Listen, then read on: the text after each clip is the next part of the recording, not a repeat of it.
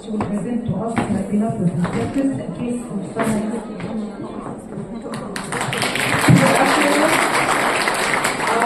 Thank you for the huge pleasure and honor to be here among this esteemed gathering of professors, doctors, and distinguished colleagues. Today I am discussing a case that is unfortunately easily overseen, but is rather serious. CIK is a 1-year-old female patient. She's the first order of birth with no history of NICU admission or previous hospital admission. The family reported that the child has been experiencing vomiting, diarrhea, and fever for 4 days before admission, being admitted to another hospital where she was treated as a case of gastroenteritis with rehydration therapy, antibiotics, and antibiotics. She presented with a persistent fever, altered level of consciousness, and gastrointestinal bleeding characterized by coffee, ground vomiting, and anemia.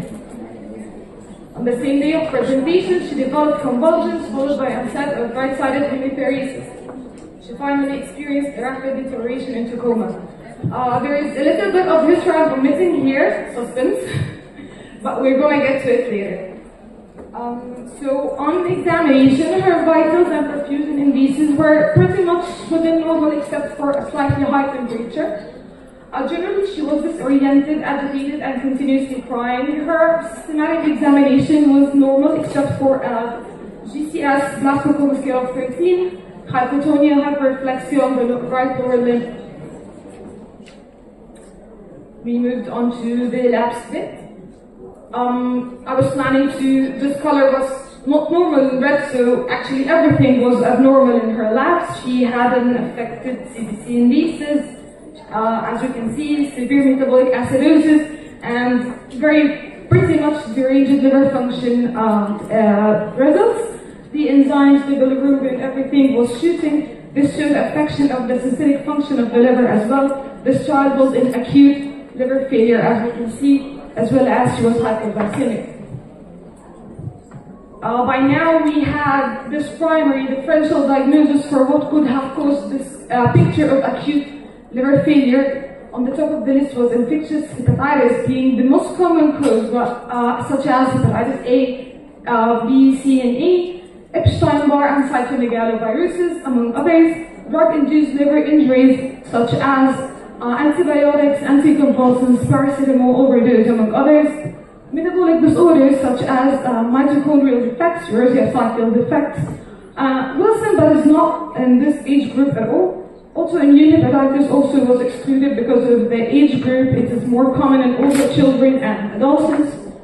Hemophagocytic lymphohistiocytosis, which presents with persistent fever, hepatosplenomegaly, and this is not the diagnosis.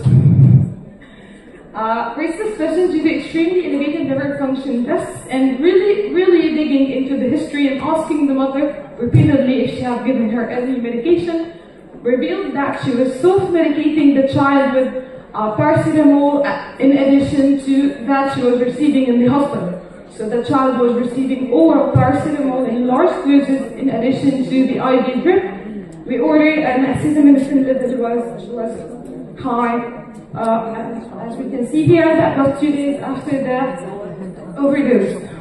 And as she rapidly deteriorated into a state of coma, we ordered serum ammonia, which was also high, as you can see. At this point, a diagnosis of hepatic encephalopathy due to acute liver cell failure caused by paracetamol toxicity was made. A set of other investigations were done to complete our diagnostic workup, such as tank cultures, the full virology panel, set of neurological investigations, in addition to echo and pelvic abdominal ultrasound, all came back normal. This is the lab sheet for the child since she was admitted until she was discharged. Here we can see how deranged everything was and how everything improved by the last day. After 4 days of admission in the ICU, she started to come out of the failure condition. We can see here that the liver enzymes started to improve dramatically with treatment, of course. The INR started to improve, the CDC because she started receiving fresh frozen plasma, platelets, and packed RBCs. Also, the ammonia improved, as we can see in those sheets.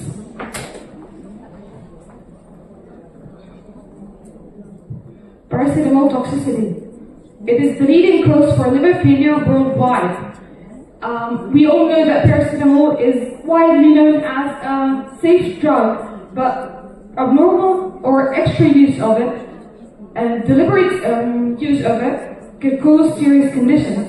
Toxicity in children occurs following a single dose of 150 or 20 milligram per kg in otherwise healthy children aged 1 to 6.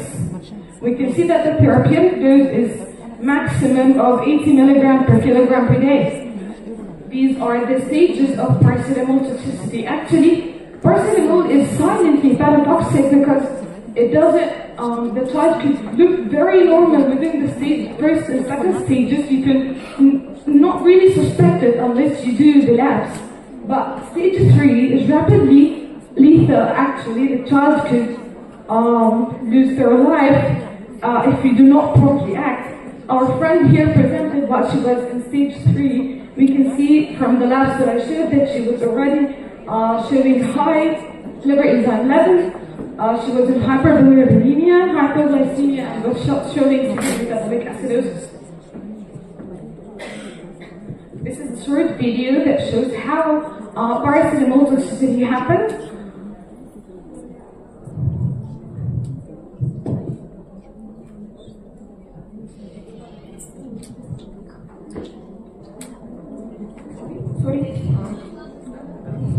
As with most medicines, however, in the uncommon setting of acute acetaminophen overdose, for example, ingestion of 7.5 to 10 grams in 8 hours or less, the amount of NAPQI produced may increase markedly, and the amount of glutathione available may become insufficient to conjugate the NAPQI.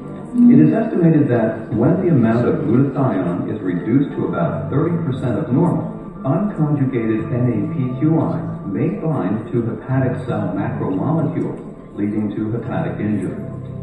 Acute acetaminophen overdose can I just want to say that the doses in this video are adult doses. Moving on to this diagram, it shows the gut-liver-brain axis. As our child finally went into hepatic encephalopathy, I want to take a minute to talk about it and how it happens. So, food is digested in the gut by the bacterial flora. It produces ammonia, which will then goes to the liver to be metabolized into urea and excreted finally. When the liver is not functioning properly, ammonia accumulates, leading it across the blood-brain barrier, reaching the brain, where it's changes into glutamine. Glutamine causes astrocyte edema and dysfunction, leading finally to cerebral edema. Further accumulation of glutamine, ammonia, and other toxins such as inflammatory cytokines leads to further derangement in the cognitive functions and further movement towards seizures and coma. So basically, we need to clear the ammonia so that the child can come out of this condition. This chart shows the types of hepatic encephalopathy, but our friend here is a type A hepatic encephalopathy because it happens second to acute liver failure. I'm not going to go deeper into it. Moving on to the grading using the West-Haven criteria. Since our friend is less than 1 year, so this is the grading we want to look at. Actually, when she deteriorated rapidly to a grade 4, so there was no actual time to monitor her going through these whole stages. I'm not going to read them, but they are available in multiple textbooks. So what did we do to manage this child?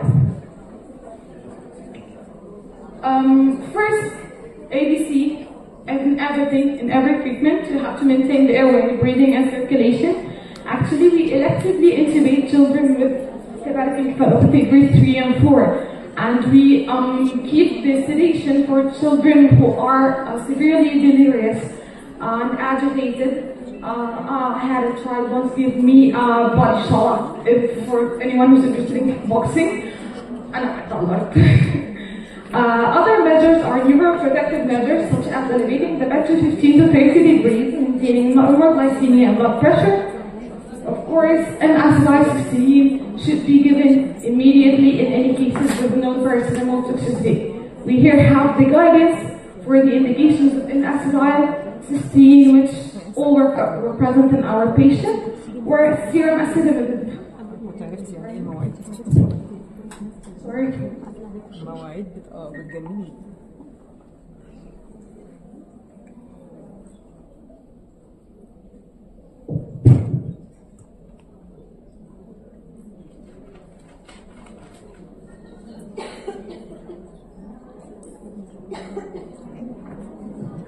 Where serum acetaminophen level was within toxic range according to the Rheumatoid nomogram, and acetyl para-aminophenol level greater than 10, a dose of acetaminophen more than 140, abnormal labs, and ingestion with any evidence of liver injury, and that's what was here in our case.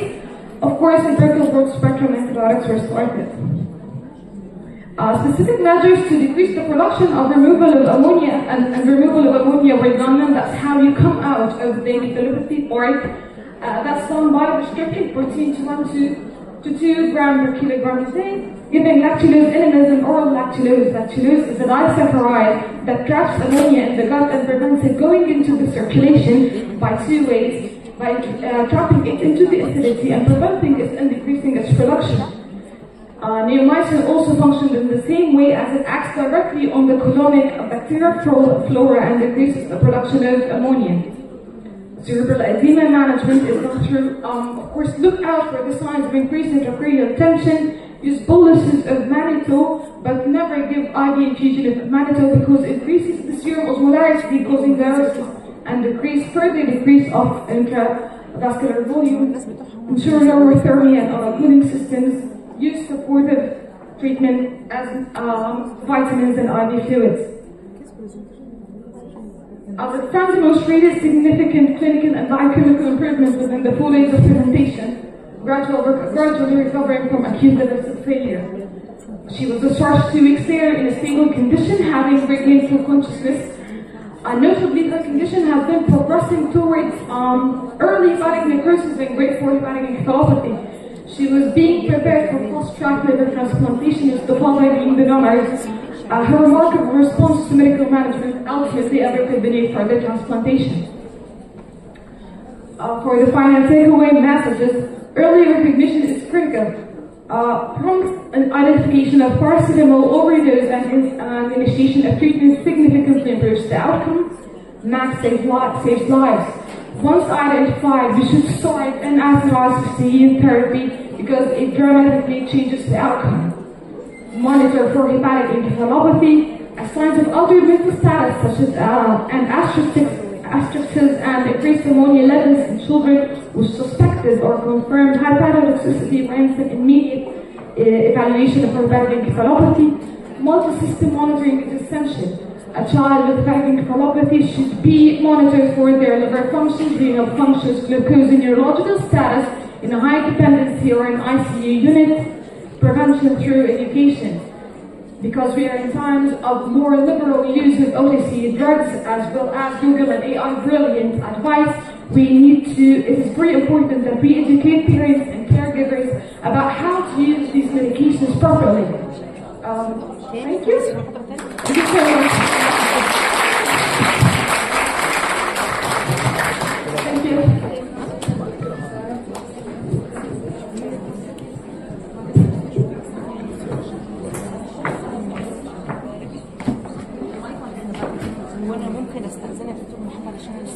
يا باشا انت حضرتك اعمل اللي انت عايزاه دكتوره وفاء المبلغه، لكن حضرتك عايزاه طبعا انا تمام. عشان هي الليفر برضه وحضرتك عارفه برضه. منورانا يا دكتوره. المايك مش شغال اصلا.